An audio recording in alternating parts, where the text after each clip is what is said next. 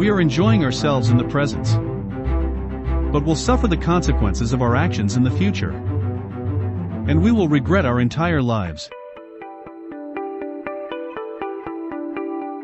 K3 Wisdom. Present. Build your life in a wise manner. The carpenter was ready to retire, and he informed his employer contractor of his intention to depart the construction industry. The contractor expressed regret at losing at his good worker and requested if he could build one more house as a favor.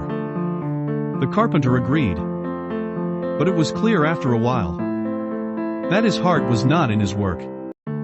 He employed substandard workmanship and low-quality materials. It was an unfortunate way to end his career. When the carpenter finished his work, the contractor came and handed the front door key to the carpenter. He said, "This is your house, my gift to you." What a shock! And what a pity! Because if he had known he was building his own house, he would have done everything differently. Now had to live in a house he had not built properly. It's same with us.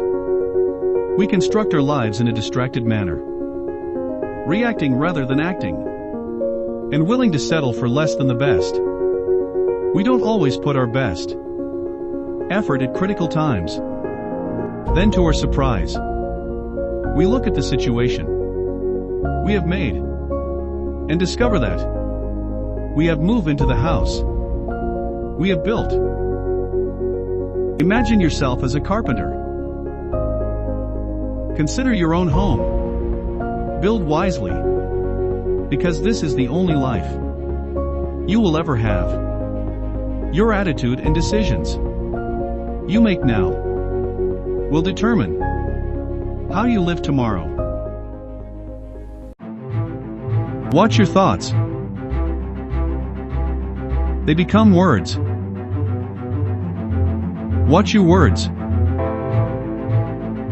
They become actions. Watch your actions. They become habits. Watch your habits. They become characters. Watch your characters. They become destiny.